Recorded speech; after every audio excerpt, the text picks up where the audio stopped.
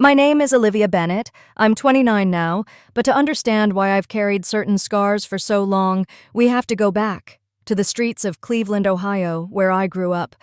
I wasn't just the chubby kid in class. I was the one everyone noticed for all the wrong reasons. While other kids blended into the crowd, I stood out the moment I stepped into a room, not because of my personality or my talents, but because of my size. And before I go further, let me pause here for just a second. Because if you're watching this video and you've ever felt out of place, if you've ever been laughed at for something you couldn't change overnight, please take a second to subscribe, hit that like button, and share this story. It helps more than you know, and it builds a community where none of us have to feel alone anymore. Back then, though, I didn't have that kind of support. I remember the kindergarten classroom smelling faintly of crayons and Elmer's glue, my sneakers squeaking against the linoleum floors as I tried to slide quietly into my seat. The whispers always started the same way, soft, hushed giggles that built into pointed fingers and cruel words. "Look, it's Big Olivia," one boy would smirk, tugging at his shirt to mimic the way mine stretched across my stomach. The other kids laughed so hard that the teacher had to stop the lesson. She told them to settle down, but her eyes flicked toward me with a look that said, "I wish you would try harder, Olivia." By middle school, the taunts had sharper edges. In the cafeteria, when I carried my tray to an empty table, a girl named Lisa once stuck her foot out, sending my lunch, chicken nuggets and chocolate milk, sprawling across the floor. The whole room erupted in laughter. My face burned crimson, tears stinging at the corners of my eyes, but I forced myself to kneel down and clean up the mess, pretending their cruelty didn't slice straight through me. That night, I locked myself in my room, the sound of laughter still echoing in my ears. I pressed my pillow against my chest like it could protect me from the world. Books became my only escape. I'd spend hours buried in fantasy novels, because within those pages, I wasn't Olivia the fat girl. I was a heroine, brave and powerful, living in worlds where weight didn't define worth. Still, reality always waited for me at school. By high school, the bullying had escalated into something relentless. Locker doors slammed in my face. Notes were stuffed into my backpack. Fatty Bennett, scribbled in permanent marker. Sometimes I'd overhear whispers in the hall. Who'd ever date her? Bet she eats a whole pizza by herself. And what cut deepest wasn't the strangers. It was when the cruelty came from inside my own home. Chloe, my younger sister, had always been different. Just a year younger, yet it felt like an entire world separated us. Chloe was effortless charm, bright blue eyes, a laugh that made boys trip over their words, the kind of girl who could walk into a room and have everyone eating out of her hand in minutes. I adored her at first. Being her big sister made me proud. But as we grew, Chloe began to see what everyone else saw, that we were complete opposites. One afternoon, I walked through our high school hallway clutching my books against my chest, trying to avoid eye contact. Chloe and her group of friends spotted me. She gave me that half smile, part pity, part mockery. "Hey, Liv," she called out loud enough for everyone to hear. "Don't trip over your own shadow." Her friends burst into laughter. I froze, my throat tightened, words sticking like glue. I wanted to tell her to stop, to remind her I was her sister, not just another punchline. But instead, I kept walking, cheeks burning, pretending it didn't matter, pretending didn't make it hurt any less. At home, I hoped things would be different. But Chloe carried her cruel games across our front door, too. She and her friends would storm into my bedroom without knocking, flop onto my bed, and giggle as they pointed at my body. "Doesn't that shirt look like it's gonna burst?" one girl snickered. "God, Liv, you're like a walking marshmallow," Chloe chimed in, grinning as if this was the funniest thing in the world. I tried telling my parents, Robert and Diane, that Chloe's words stung, that the constant teasing felt unbearable. But every time I opened up, my mother would chuckle and say, "Oh, honey, that's just how sisters are. Don't take it so seriously." My father would add, "You're the older one, Olivia. You need to be tougher. Let it roll off your back." Their dismissal hurt more than Chloe's taunts. It meant my pain was invisible, my voice unheard. I stopped trying to make them understand. Instead, I built walls around myself, hiding in books and grades. If I couldn't win their love with my body, maybe I could earn it with my brain. And in a way, it worked. Report cards became my ticket to recognition. My parents bragged about my GPA at family gatherings, beaming as if my A's were their own achievements. For a few brief moments, I felt like maybe I mattered. But Chloe hated the comparisons. I'd catch her scowling whenever Mom praised me at the dinner table. One night, as I spread my notes across my desk to prepare for a history exam, Chloe lingered in the doorway. "Think you're better than me because you get straight A's?" she snapped. I shook my head quickly. "No, Chloe, But she was already smirking. The next morning, my homework was gone. Pages I'd spent hours on had vanished. Panic clawed at my chest as I tore apart my room.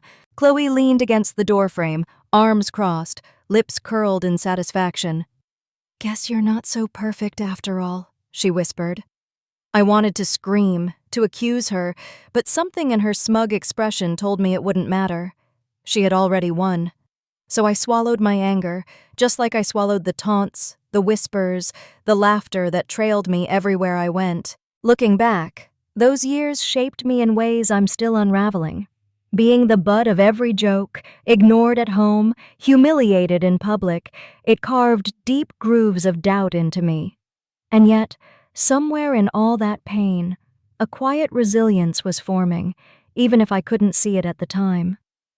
I didn't know it then, but the girl who hid behind books and tears was slowly gathering the strength she'd need for the battles to come, strength I would desperately call upon later, when Chloe's wedding forced everything back into the light. If my childhood had been a steady drumbeat of whispers and laughter at my expense, high school was the crash of cymbals, the moment everything got louder, sharper, and harder to ignore. And right in the middle of it all stood my sister, Chloe Bennett. She was only a year younger than me, but you'd never guess we were cut from the same cloth. While I shrank into corners, Chloe practically glowed. At Westview High in Cleveland, she walked the halls like she owned them, bright blonde hair catching the light, her cheerleading uniform hugging her frame just right, a laugh that could ripple down the hallway. I wanted to be proud of her, and part of me was. She was my little sister after all. But the truth? Standing next to Chloe was like holding up a cracked mirror beside a diamond. People didn't even try to hide the comparison. One afternoon in freshman year, we passed each other in the hallway. Chloe was surrounded by a group of her friends, all chattering and laughing.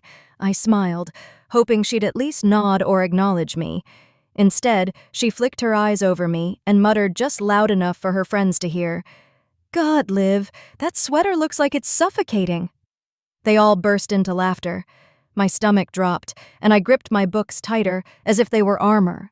She didn't even glance back. That was the day I realized Chloe wasn't just my sister anymore. She was one of them. At home, it only got worse. Whenever Chloe had friends over, they'd crowd into her room blasting pop songs and painting their nails. Inevitably, one of them would creep down the hall and fling open my bedroom door. Chloe never stopped them. Sometimes she led the charge herself.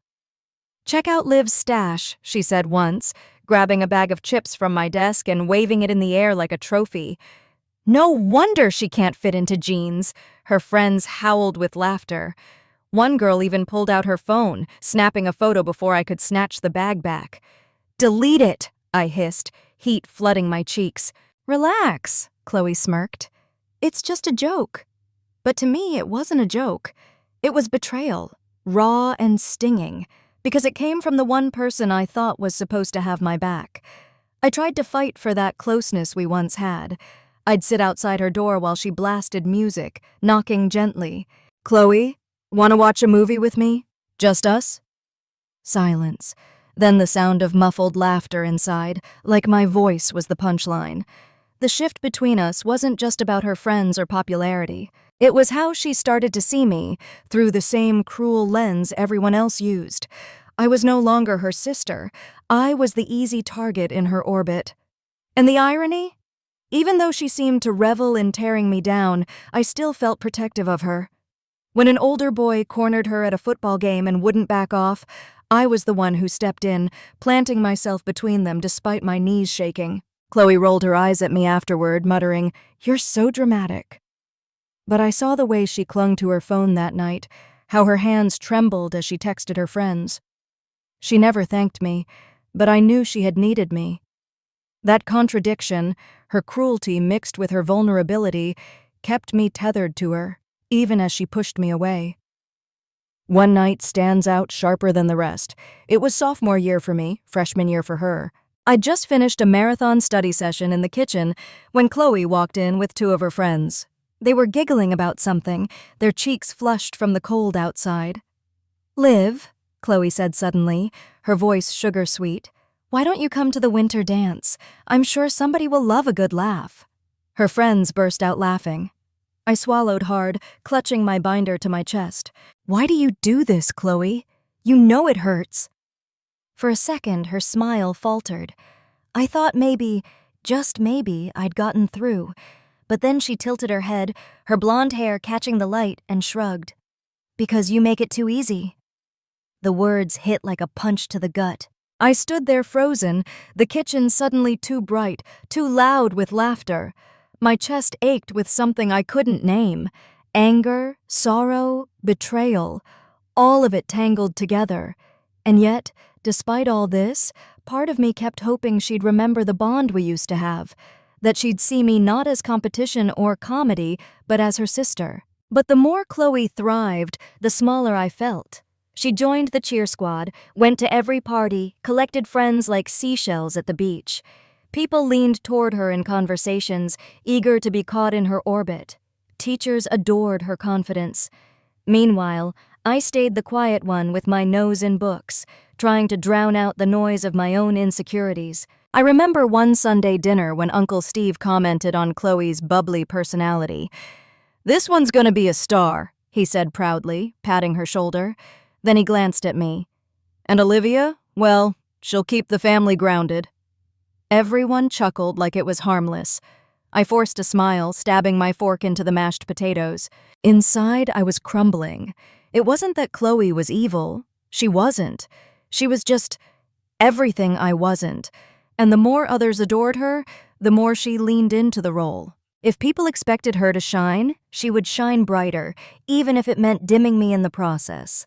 Still, late at night, I'd catch glimpses of the Chloe I used to know. The one who'd crawl into my bed after a nightmare, whispering that she couldn't sleep alone. The one who'd beg me to braid her hair before school. Those moments felt like ghosts, reminders of a bond that once existed, now buried beneath layers of cruelty and competition. The real breaking point came junior year. I was walking through the cafeteria, balancing my tray, when Chloe and her friends intercepted me. "Hey, Liv," she called out, her voice dripping with mockery. "Show us your cheer tryout." I froze. "I never tried out." "Exactly," she smirked. Then, in front of the entire cafeteria, she mimicked me waddling, exaggerating every step. The laughter that followed was deafening. I stood there trembling, my tray rattling in my hands. For a split second, I wanted to throw the food, to scream, to make her hurt the way I hurt. Instead, I set the tray down, lifted my chin, and walked away. Behind me, Chloe's laughter rang louder than all the others. That day marked a shift inside me. I stopped chasing her approval. I stopped knocking on her door, stopped trying to remind her of the closeness we'd once shared. If she wanted to see me as nothing more than a punchline, fine. But I would survive it. Looking back, that's when the rift between us became permanent. We were sisters by blood, but everything else, trust, friendship, loyalty, had been severed. And what hurt the most wasn't the cruelty itself. It was knowing that Chloe, the one person who should have been my safe place, had chosen to stand with the crowd instead of beside me. I didn't know it then, but that betrayal would echo for years, resurfacing in ways I could never have imagined, especially when her wedding became the stage where every wound I'd carried was put on full display. After that day in the cafeteria, when Chloe mimicked me in front of the whole school, I came home shaking. My hands were still trembling as I dropped my backpack by the door. I could hear my parents in the kitchen, the clatter of pans, the smell of garlic and onions drifting through the hallway. For a moment, I thought maybe this time would be different. Maybe tonight they'd listen. I stepped into the kitchen. Mom was stirring sauce on the stove. Dad was flipping through the evening paper. Chloe sat at the counter, scrolling her phone like nothing had happened. "Mom," I blurted, my voice tight. "Chloe humiliated me today, in front of everyone. She made fun of me. Again." Mom didn't even turn from the stove. "Oh, Olivia, don't be so sensitive. You know your sister," she teases. "It wasn't teasing," I snapped. "The whole cafeteria laughed at me. Do you have any idea how that feels?" Chloe looked up with a smirk. "It was just a joke. You should have seen your face, though." I turned desperately to my father, hoping for backup. He folded the paper with a sigh. "Olivia, you can't let kids get under your skin like that. You're the older one. You need to be tougher. Don't let it bother you." "But it does bother me." My voice cracked. "It hurts every single day." For a second, the kitchen fell quiet except for the bubbling sauce. I thought maybe my words had sunk in. Maybe they'd finally see me. But then Mom glanced over her shoulder, her tone light, dismissive. "You know what builds character? Not letting little things knock you down. Your sister's just playful. Loosen up, Liv." And that was it. End of discussion. I stood there with my throat burning, wanting to scream, to shake them, to make them understand. Instead, I grabbed my backpack and bolted upstairs. That night, I lay in bed staring at the ceiling, listening to Chloe's laughter drift from her room down the hall. My parents didn't knock on my door. They didn't ask if I was okay. Their silence said it all. My pain wasn't worth their time. The pattern repeated itself again and again. One evening, Chloe and her friends barged into my room, pointing at the books scattered across my bed. "Look at her," Chloe laughed. "Living in Narnia instead of the real world." Her friends roared, one of them snapping a picture of me mid-sentence, cheeks flushed. I finally snapped. "Get out! Get out of my room!" My voice shook with rage. They laughed even harder as they slammed the door shut behind them. I stormed downstairs, heart pounding. "Mom, Dad, I can't take this anymore. Chloe and her friends won't leave me alone. They come into my room, Olivia," Dad cut me off, setting down his coffee mug. "You need to learn to ignore them. Don't let every little thing get to you." "Every little thing?" I could hardly breathe. "They're in my room, mocking me, taking pictures of me. That's not little." But Mom just smiled tiredly, as though I was a child whining over spilled milk. "Honey, this is how siblings bond. Chloe doesn't mean anything by it." Chloe, standing at the base of the stairs, smirked at me like she'd already won. The only time I felt my parents' eyes on me with pride was when grades came in. "Another A+ in math?" Dad would beam, patting my shoulder at the dinner table. "That's my girl." Mom's eyes would light up as she turned to relatives during family gatherings. "Olivia's top of her class. She's our scholar. Always makes us proud." For those fleeting moments, I felt visible, like I mattered. But even that came with a price. Chloe would scowl, stabbing her fork into her food. One night, when Mom boasted, "Olivia might even get into an Ivy League school," Chloe slammed her glass onto the table. "Stop comparing us," she snapped. "I'm not her, okay?" The air turned sharp. Dad tried to soothe her, but I knew.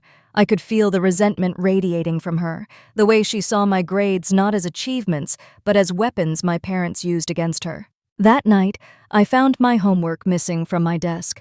I tore through my drawers, heart racing. Chloe leaned against the doorway, twirling a pen between her fingers. "Looking for this?" she asked, waving my essay in the air. "Chloe, give it back. That's due tomorrow." She smiled coldly. "Maybe now you'll know what it feels like to fail." I lunged for the paper, but she darted away, laughing as she locked herself in her room. I pounded on the door until my fists ached, but she never opened it. The next morning, I turned in a crumpled, half-finished draft. My teacher frowned, disappointed. The A I counted on slipped through my fingers. When I told my parents, Dad just sighed. "You should have been more careful with your work." I wanted to scream. "She stole it, don't you see?" But Chloe sat across the table, smirking into her cereal bowl, and I knew they wouldn't believe me. That was the rhythm of my teenage years. Cruelty from Chloe, dismissal from my parents, and a desperate hunger for validation wherever I could find it. It chipped away at me piece by piece, teaching me to swallow anger, to hide hurt, to carry shame like an extra layer of skin. I learned that at home, my pain was invisible unless it translated into straight A's. Sometimes, late at night, I'd sit at my desk staring at my report cards pinned to the corkboard. The neat rows of A's were supposed to mean I was worthy, that I was enough. But staring at them, I felt hollow. I wasn't their daughter in those moments. I was their bragging right. Looking back now, I can see how those years shaped me, how every dismissal carved a deeper canyon between me and my parents, how every stolen paper, every smirk across the dinner table, every "don't be so sensitive" taught me to doubt my own worth, and yet a stubborn part of me clung to hope. I told myself that one day they would see me, not the grades, not the body they disapproved of, but me. I didn't know it then, but that hope would carry me into adulthood, and eventually shatter the moment I returned home years later, thinking I'd finally earned their respect. Because by then, the cycle of dismissal and betrayal had already written itself into our family's DNA. By the time I turned 18, I knew one thing with absolute certainty. If I stayed in Cleveland, I'd drown. The house that had once been my shelter now felt like a stage where I was always the punchline. Chloe with her spotlight, my parents applauding in the wings, and me cast as the fool who couldn't get her lines right. I needed distance, space, a chance to figure out who I was without their voices in my ear. So when I was accepted into a university in Denver, Colorado, I packed my bags like my life depended on it. Because it did. I still remember the morning I left. My suitcase sat by the door, the zipper straining from being overstuffed with books, sweaters, and nervous hope.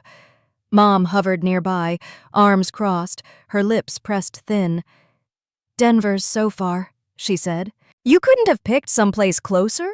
Ohio State is only 2 hours away." "I need a change," I said quietly, gripping the handle of my suitcase. "I need something different." Dad ruffled my shoulder half-heartedly. "Well, don't forget where home is." Chloe came downstairs last, her blonde hair glossy, her phone in hand. She looked me up and down like she was seeing me off to a summer camp, not the start of my adult life. "Try not to bore everyone with your book collection," she smirked. I didn't reply. I just pulled my suitcase out the door, the wheels rattling on the concrete like a drum roll into the unknown. The flight from Cleveland to Denver was just over 2 hours, but to me, it felt like a rebirth. Watching the flat Ohio landscape give way to the jagged Rockies from the airplane window, I felt something unclench in my chest. For the first time, I wasn't under anyone's shadow. I was just Olivia. No sister to compare, no parents to dismiss me, no cafeteria full of mocking eyes. My first weeks in Denver were both terrifying and exhilarating. The city pulsed with a rhythm I wasn't used to. Bike commuters zipping past on the streets, strangers smiling at coffee shops, the air thinner but cleaner, like it had room for me to breathe. I moved into a small apartment near campus. It smelled faintly of old carpet and fresh paint, but it was mine. I pinned up fairy lights along the window, unpacked my books onto a cheap wooden shelf, and stood back, staring at the room. For once, I wasn't thinking about who might barge in to laugh at me. It was quiet, safe. But freedom had its own kind of loneliness. The first week, I called home out of habit. Mom asked about classes, Dad reminded me to budget, Chloe barely muttered a hello before returning to her friends. Their voices felt distant, like echoes from a place I no longer belonged. I stopped calling as often. Eventually, they stopped calling too. Instead, I poured myself into my studies. Data analysis, statistics, problem sets. I lost myself in the logic of numbers because they were honest in a way people rarely were. Numbers didn't laugh at you, didn't compare you to your sister. They simply were. At the same time, I pushed myself to try things I'd never dared back home. I joined a student organization for women in tech, where nobody knew me as the fat sister. I started jogging short distances around campus, my breath ragged in the thin Denver air. Every time my lungs burned, I told myself, "You're not running from them. You're running toward you." It wasn't all smooth. There were nights I sat alone in my apartment, staring at the ceiling, wondering if maybe my parents were right, that I was too sensitive, too fragile. Sometimes, Chloe's voice crept back into my head, mocking me even from 1,000 miles away. But then something shifted. One afternoon, after a long day of classes, I stopped by a cafe near campus. The barista, a guy with messy brown hair and a crooked smile, glanced at the novel tucked under my arm. "Good taste," he said, nodding at the cover. "That author's my favorite." It was such a simple comment, but it startled me. He hadn't laughed at me for carrying a book. He hadn't called me a nerd. He'd smiled. That night, walking back to my apartment with a hot latte in hand, I realized something. Denver was giving me what Cleveland never did. A chance to be seen without ridicule. A chance to exist without explanation. After graduation, I landed a full-time job in downtown Denver as a data analyst. It wasn't glamorous, but it paid well, and I loved it. Numbers lined up neatly on my spreadsheets, unlike the chaos of my past.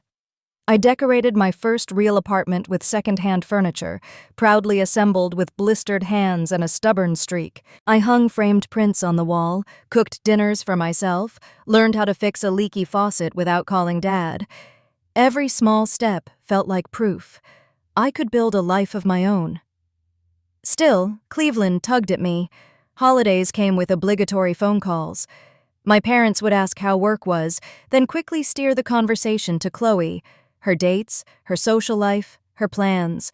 When I tried to share my own victories, a promotion, a project I nailed, there was always a pause, a polite, "That's nice," before the spotlight swung back to my sister. It stung, but I told myself I'd built thicker skin. The years slipped by. I was 28 when the call came that changed everything. I had just finished a presentation at work, adrenaline still buzzing through me, when my phone lit up with Mom's name. I answered, expecting small talk. Instead, her voice was bright, breathless. "Olivia, you won't believe it. Chloe's engaged." For a moment, I couldn't breathe. My little sister, the one who spent years tearing me down, was stepping into the next chapter of her life. "That's great," I managed, forcing cheer into my voice. I could almost see Mom's proud smile through the phone. "We'll all celebrate when you come home this summer. Family lunch? Everyone together again? It's been too long." I hung up, staring at my office window, the Denver skyline glittering in the afternoon sun. My heart twisted. A part of me wanted to be happy for Chloe. Another part braced for what returning home would stir up. I told myself I was stronger now. I had built a life far from their shadow. Surely going back wouldn't hurt like before, but deep down, I wasn't so sure. The following summer, I boarded a flight back to Cleveland for the first time in over a year. Denver had started to feel like home, but part of me still longed for a piece of family connection, even if it came wrapped in judgment. Mom had insisted on a family lunch to celebrate Chloe's engagement, and despite my hesitation, I agreed. As the plane descended over Lake Erie, my stomach twisted. I wasn't sure if I was more nervous to see Chloe's engagement ring or to endure the conversations I knew were coming. When I arrived at the Bennett's house, everything looked the same. The peeling white paint on the porch, the lilac bush Chloe and I used to hide behind as kids. For a fleeting second, I let myself feel nostalgia. But the moment I stepped inside, reality hit. "Olivia!" Mom rushed over, wrapping me in a hug that was warm but just a little too quick. Dad followed with a pat on the back. Chloe appeared in the hallway, her left hand flashing like a lighthouse with the diamond ring. "Well?" she asked, raising her fingers to my face. "Isn't it gorgeous?" I forced a smile. "It's beautiful, Chloe. Congratulations." She beamed, soaking in the praise, but before the glow faded, she glanced at me with that familiar tilt of her head. "But seriously, Liv, you haven't lost a pound since I last saw you. How are you going to look standing next to me in photos?" The words landed like a slap. My jaw tightened, but I stayed quiet. Lunch was laid out on the dining table. Mom's roast chicken, Dad's mashed potatoes, a salad Chloe had bought from a fancy deli. We sat down, the clinking of silverware filling the silence at first. Then Mom cleared her throat. "Olivia, honey, have you been taking care of yourself?" I set down my fork. What do you mean? You know, she pressed on, your health, your appearance. Chloe's wedding is less than a year away, and we want everyone to look their best. Family pictures last forever. Chloe chimed in between bites of salad. Yeah, Liv, maybe try a diet, or at least hit the gym. It'd be good for you, and for once you wouldn't stick out. Dad chuckled, not unkindly but dismissively. Your sister has a point. You're successful at work, sure, but when it comes to dating, well, appearance matters. I stared at the three of them, stunned. So none of you care about my job or my life in Denver? Just my weight? Whether I have a boyfriend? The table went quiet.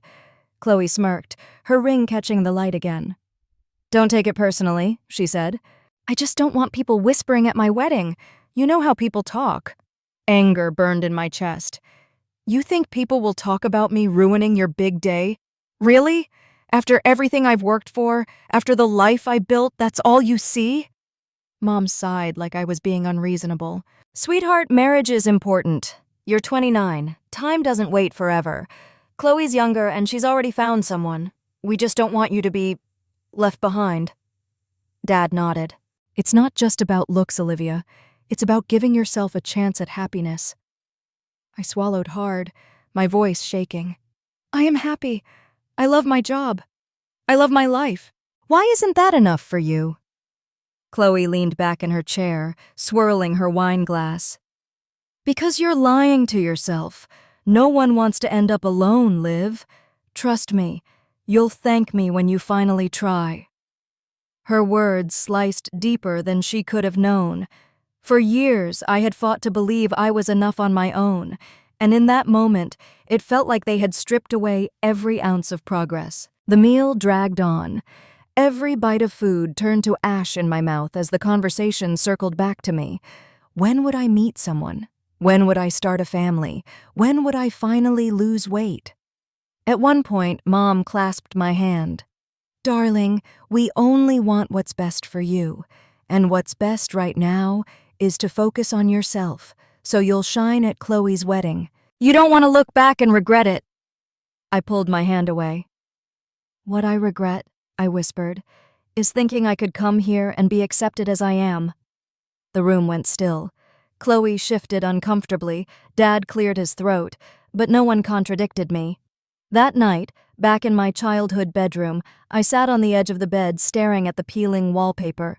The same room where I had once cried into my pillow after cafeteria humiliations, where Chloe and her friends had barged in to laugh at me, now felt smaller than ever. I thought about Denver, my apartment, my coworkers, the cafe where strangers complimented my taste in books, places where I was Olivia, not the fat sister. And then I thought about Chloe's wedding, the endless comments, the way my parents' eyes had flicked to her every time I spoke. I clenched my fists, a decision forming in the silence. If they wanted me to change, I would, but not for them, not for Chloe's wedding photos or whispered gossip. I would change for me. When I boarded the flight back to Denver, I carried more than a suitcase. I carried their voices, sharp, heavy, cutting, but also a spark of defiance. For the first time, I felt a fire in my chest. Not the shame they had planted, but the determination to prove them wrong. I didn't know exactly how yet, but I knew one thing. This time their pressure wouldn't crush me. It would ignite me. The plane ride back to Denver felt heavier than the one that had carried me to Cleveland. My suitcase wasn't any fuller, but my chest was. It carried every word, every jab from my family. My mother's tight smile, my father's half-hearted concern, Chloe's mocking tone. I replayed them like a cruel soundtrack. You haven't lost a pound. Time doesn't wait forever. Don't embarrass us at the wedding. For 2 days after returning, I barely left my apartment. I buried myself under blankets, ordered takeout, and scrolled mindlessly through shows I wasn't even watching. The voices wouldn't stop. They echoed in the walls, followed me into my dreams. On the third morning, I caught my reflection in the bathroom mirror. My hair tangled, my eyes swollen from crying, and for the first time, I whispered to myself, I can't let them win. That same afternoon, I walked into a gym 5 blocks from my apartment, a place I'd passed 100 times but never dared enter. The glass windows revealed rows of treadmills and people in neon sneakers pounding away like they belonged there. I felt like an intruder, clutching the strap of my bag so tightly my knuckles turned white. At the front desk, a woman with curly brown hair and a warm smile looked up. "First time here?" "Yeah," I said, my voice barely above a whisper. I don't really know what I'm doing." Her name was Maya Thompson, a personal trainer who looked both strong and approachable. She tilted her head, studying me, not with judgment, but curiosity. "Well, Olivia, lucky for you, I do. Why don't we start small?" Something in her tone disarmed me. For the first time in weeks, I didn't feel like prey waiting for mockery. The first session was brutal. "Let's start with a light jog," Maya suggested, setting the treadmill to a slow pace. Light? My lungs burned within minutes. Sweat dripped down my temples. My legs screamed for mercy.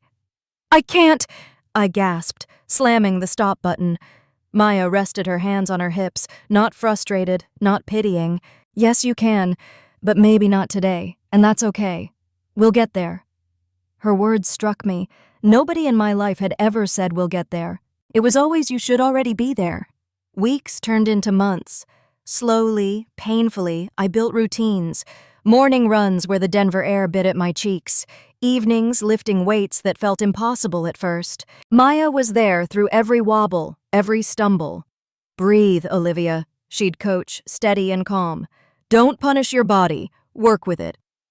Some nights, I cried in the shower, overwhelmed by how far I still had to go. But each morning, I laced up my sneakers again. Alongside the workouts, I cleaned up my eating. Not crash diets or starving myself, Maya refused to let me. Instead, she taught me balance. "Food isn't the enemy," she reminded me as we meal prepped in her office one Saturday. "It's fuel. You deserve to be nourished." Changes crept in quietly at first. My jeans loosened. I climbed stairs without losing breath. Colleagues at work started commenting, "You look lighter somehow, happier." But the real shift wasn't in the mirror, it was in my mind. For the first time in my life, I wasn't running from shame. I was running towards something: strength, self-respect, freedom. Then came the day I dared something I never thought I would: a haircut. At a salon downtown, I sat in the chair while the stylist draped a cape around me. "So what are we thinking?" she asked. I stared at my reflection. For years, I'd hidden behind long, dark hair, safe, forgettable. Now I wanted bold. "Blonde," I said, surprising even myself. "Something bright. Something that says, I'm not the girl I used to be." The stylist raised her brows, then smiled. "I love it." When the cape came off, I barely recognized the woman staring back. Softer cheekbones, lighter hair, eyes that held a spark I hadn't seen in years. Of course, not every day was triumph.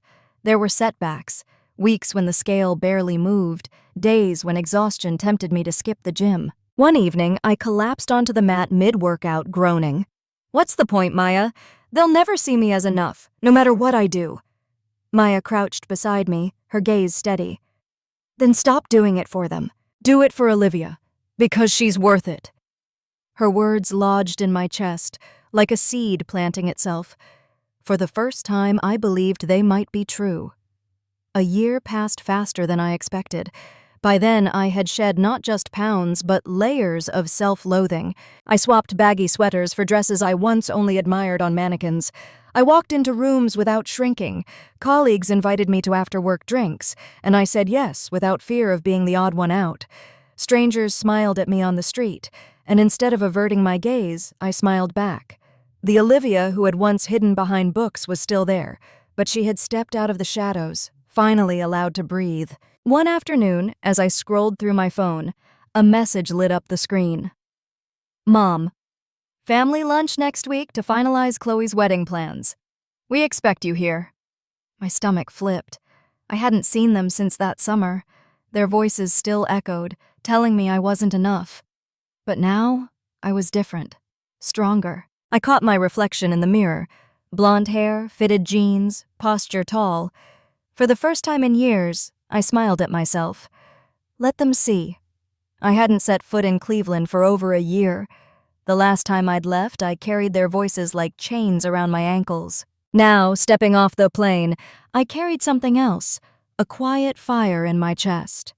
The taxi ride from Hopkins International Airport felt surreal. The houses rolled by in familiar patterns, brick homes with wide porches, rusted basketball hoops leaning in driveways. It was the same city I'd once felt trapped in, but I was no longer the same woman. I caught my reflection in the window. Blonde hair, fitted black blazer, eyes steadier than they'd ever been. My pulse quickened. They don't know. They haven't seen me like this. Let's see what they say now.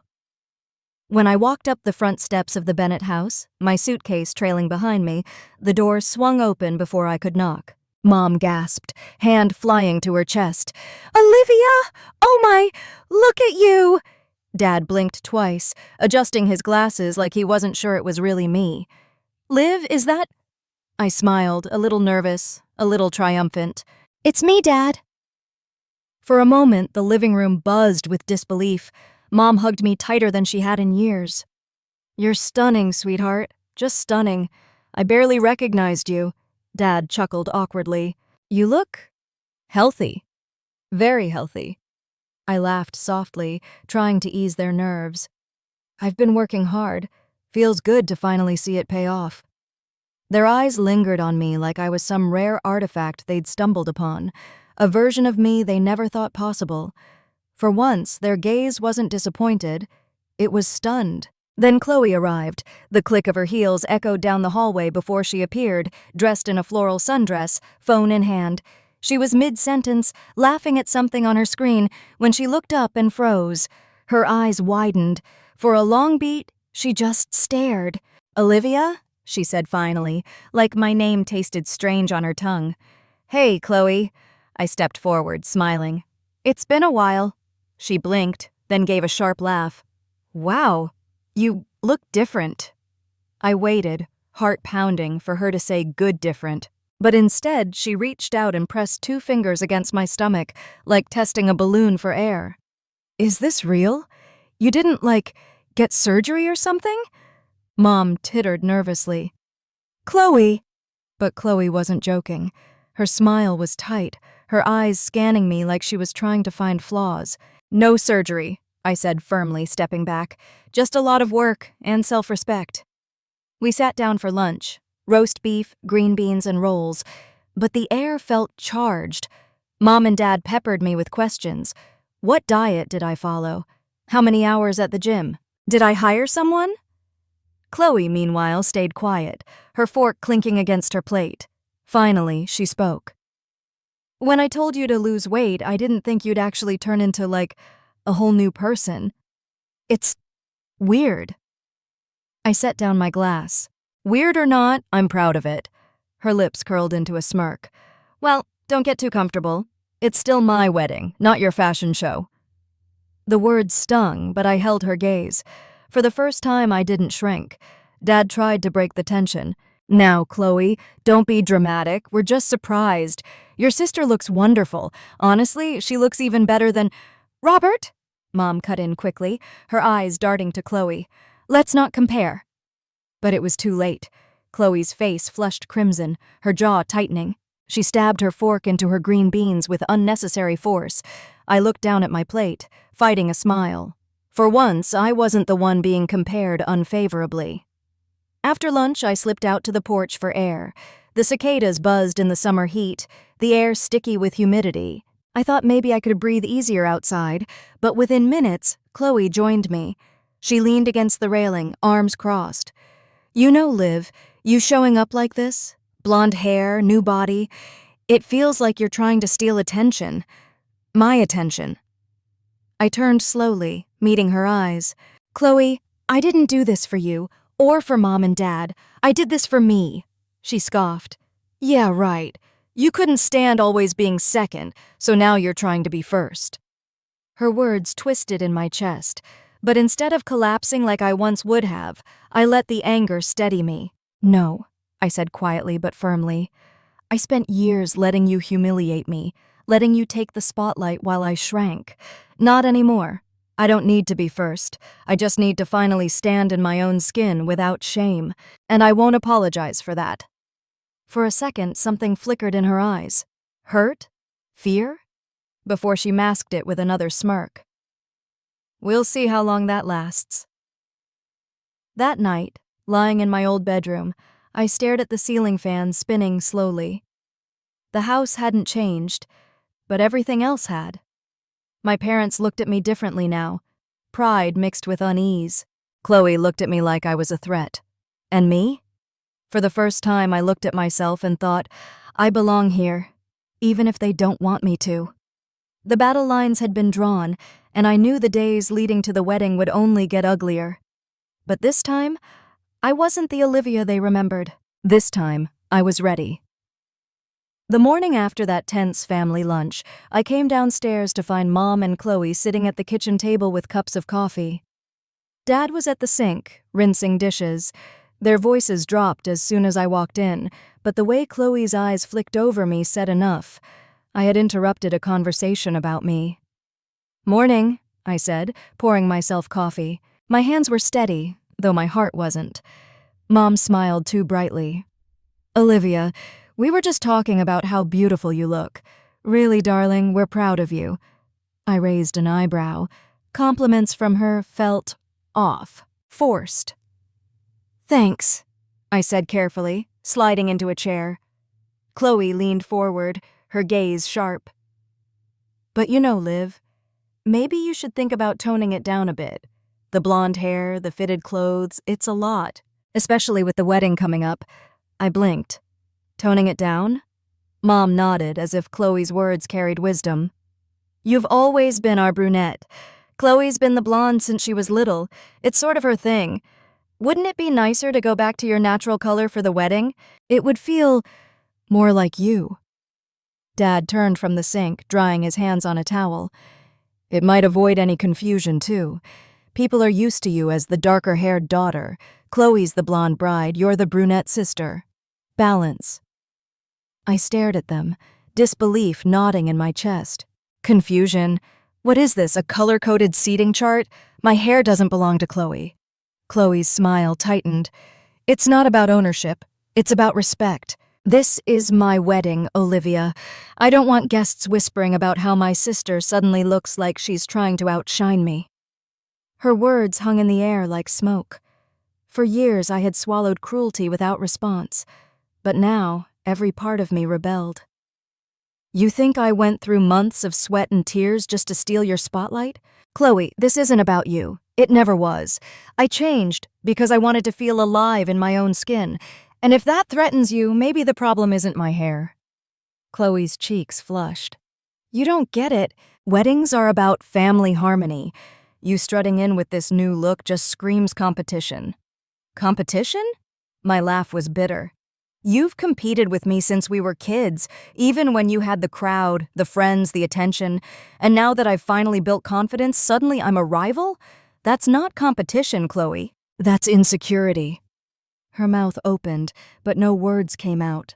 Mom jumped in, voice sharp. Olivia, enough. This attitude isn't helpful. Your sister deserves to feel like the star on her big day. Can't you set aside your experiment for one weekend? Experiment? I repeated, the word cutting deeper than I expected. Dad tried to soften it. What your mother means is, this new look, it's striking. But maybe striking isn't the right fit for a supporting role. You're the maid of honor, not the bride. I felt my breath hitch. Supporting role. That's what I had always been in this house. The backup, the shadow, the reliable one who never outshone, never offended. I pushed back from the table, the chair legs scraping against the tile. I'm not a role in Chloe's play. I'm a person. And if you can't accept that, then maybe I don't need to be part of this production at all. The room fell silent. Chloe's eyes gleamed with a mix of anger and something else.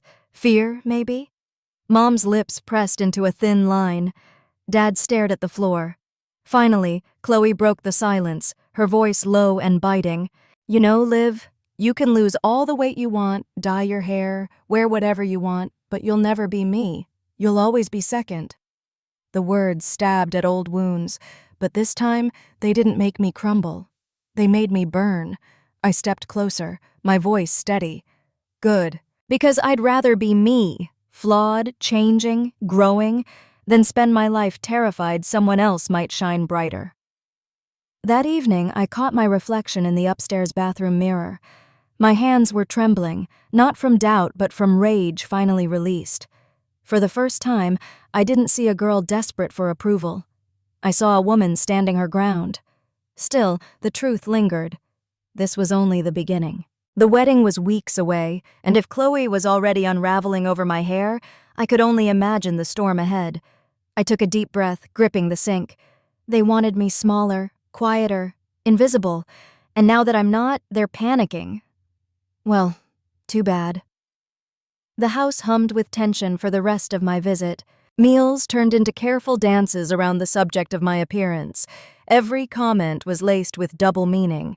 Mom would glance at my dress and say, "Lovely, dear, though maybe something more modest for the ceremony." Dad would murmur, "You've changed a lot. Don't forget where you came from." And Chloe?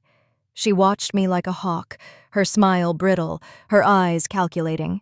It was clear they weren't celebrating my transformation. They were plotting ways to contain it.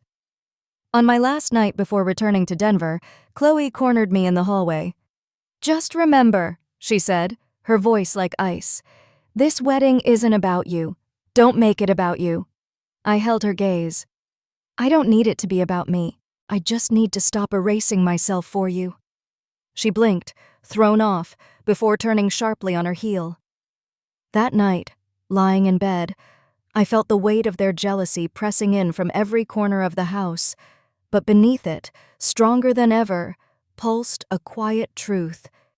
They could claw, criticize, and demand I shrink, but I wasn't shrinking again.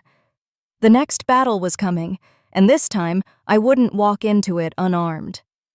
Dinner the following evening was supposed to be special. Mom had roasted chicken, Dad opened a bottle of wine, Chloe had set the table with her usual flair. But as I sat down, I could feel the tension humming underneath the polished surface, like wires pulled too tight. At first, conversation tiptoed around safe topics: Dad's golf league, Chloe's wedding cake flavors, Mom's church committee. But it didn't take long before the spotlight shifted back to me. Mom set down her fork and gave me that smile, tight, rehearsed, more warning than warmth. "Olivia, dear, we were thinking, perhaps you could tone down your outfit for the rehearsal dinner. Something less fitted, more appropriate." Chloe sipped her wine, smirk tugging at her lips. "Yeah, maybe stick to something flowy. Don't want people thinking you're trying to compete with the bride?" Dad chuckled as if it were harmless. "You know your sister, Liv. She has a point." I set my glass down, my pulse quickening. I had spent years letting comments like these cut me down, swallowing them until they settled like stones in my stomach.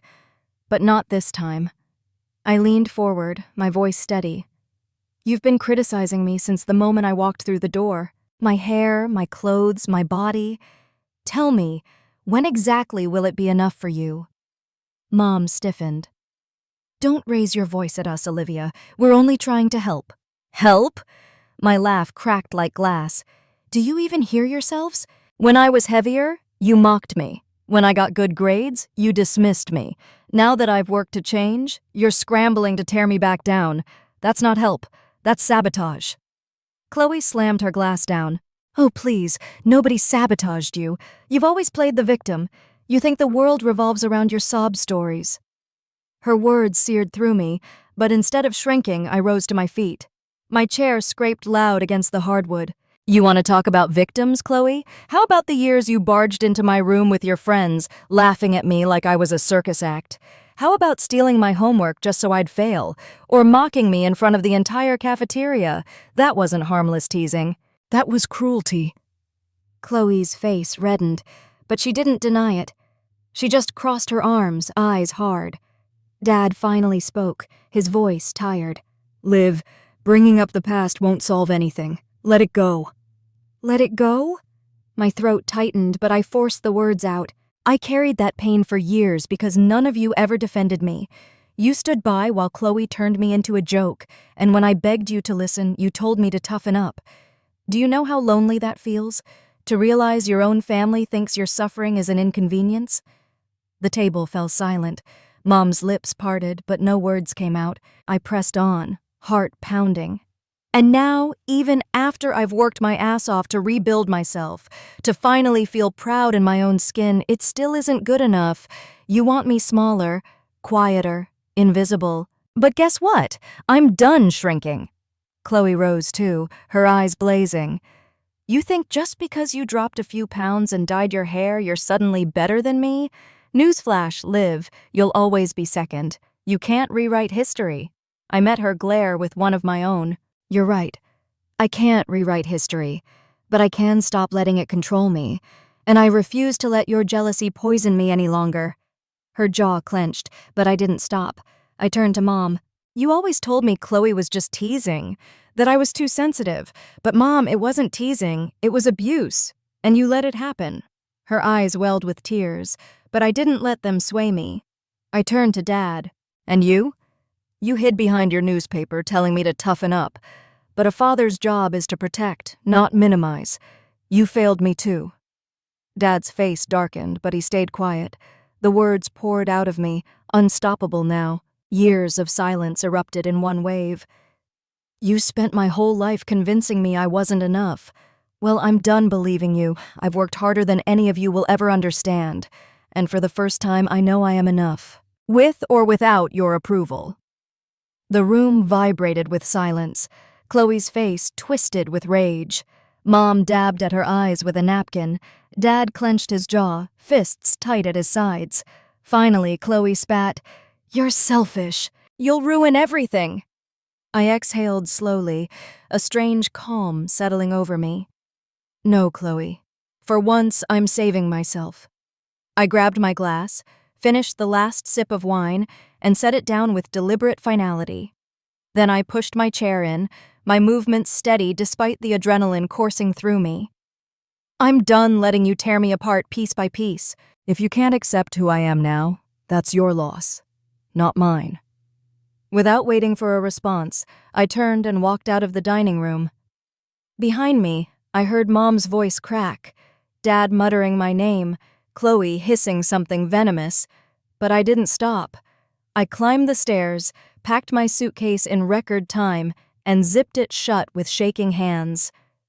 As I wheeled it down the hallway, Chloe appeared in the doorway, her arms crossed. So what, you're just going to run away? Again? I paused, meeting her eyes one last time. No, Chloe. This time, I'm walking away on my terms. And with that, I hauled my suitcase out the front door. The humid Ohio night wrapped around me, heavy but strangely liberating. I didn't know exactly where I was going yet, but one thing was certain. I wasn't going back to that dinner table, or to the version of myself they wanted me to be. For the first time, my voice had been louder than theirs, and it felt damn good. The wheels of my suitcase clattered against the uneven sidewalk as I walked away from my parents' house. The porch light glowed behind me, but I didn't turn back. For the first time in years, the weight on my chest felt lighter, even if my hands were trembling. I had no plan, no hotel booked, just a car parked 3 blocks away. My heart still pounded from the explosion at dinner, but beneath the adrenaline was something steadier. Resolve. As I reached the car, my phone buzzed. It was Maya, my best friend back in New York. I hesitated, then answered. Liv? It's late. You okay? I let out a shaky laugh. Define okay. She was quiet for a moment, then said gently, You sound different, stronger. I leaned against the car door, staring up at the Ohio night sky. I told them everything, Maya. Years of silence, I just let it all out, and they hated it. Chloe called me selfish, Mom cried, Dad. He didn't even defend me. And how do you feel? She asked softly. I paused. Free? The word surprised even me, but it rang true. Maya's voice warmed. Then maybe that's the win, Liv. You don't need their permission to be yourself. You already chose you. Her words sank in, heavy and healing at once. I thought about the wedding tomorrow. White flowers, smiling photos, Chloe glowing in her gown, and me, shoved into the background like a shadow. For years I had shown up out of duty, hungry for scraps of approval, but now the thought of standing there, pretending everything was fine, felt unbearable. I'm not going to the wedding, I said suddenly. Maya exhaled on the other end. Are you sure? For once in my life, I whispered, I am. The next morning, I checked into a small inn on the outskirts of town. While the rest of my family buzzed around in preparation for Chloe's big day, I sat on a wooden porch swing, sipping coffee, watching the world wake up. For the first time, I wasn't rushing to prove myself. I wasn't rehearsing apologies or forcing smiles. I was just being. Around noon, my phone lit up again. This time, it was Mom. I let it ring, then finally answered. Olivia, where are you? Her voice was tight, almost panicked. I'm not coming, Mom. My tone was calm, almost foreign to my own ears. I can't stand there and play the part you wrote for me anymore. She was silent, then whispered, But you're her sister. I'll always be her sister, I said quietly. But that doesn't mean I have to sacrifice myself for her happiness, not anymore. Her breath hitched, but I didn't let the silence linger. I love you, Mom, but I need to love myself more. Goodbye. And I hung up. As the hours passed, I imagined the ceremony unfolding, the vows, the applause, the endless photos. For once, I didn't feel guilty for not being there. Instead, I felt a strange, steady peace. That evening, I drove toward the edge of town, fields stretching endlessly on both sides. The horizon burned with shades of orange and pink, the kind of sunset that makes you believe in new beginnings. I pulled over, rolled down the window, and let the wind whip through my hair. I whispered into the open air, I choose me. And this time I meant it. Looking back, my whole life had been shaped by trying to fit into a mold someone else built for me. I let their words define my worth, their silence carve out my loneliness, their approval, or lack of it, dictate how I saw myself. But the truth is, family doesn't always mean unconditional love. Sometimes it means learning where their influence ends and where your own identity begins. The biggest lesson I've learned is this: you don't need anyone's permission to step into your own light. Healing doesn't mean erasing the past. It means refusing to let it chain you. And self-worth? It isn't something given. It's something claimed. So if you're watching this and you've ever felt small, invisible, or unworthy, please hear me. You are enough exactly as you are. And it's never too late to walk away from the voices that try to convince you otherwise. Thank you for being here, for listening to my story. If it touched you, please hit that like, subscribe, and share this video with someone who needs to hear it. And drop a comment. I'd love to know your story too. Together we can build a place where no one has to feel invisible again.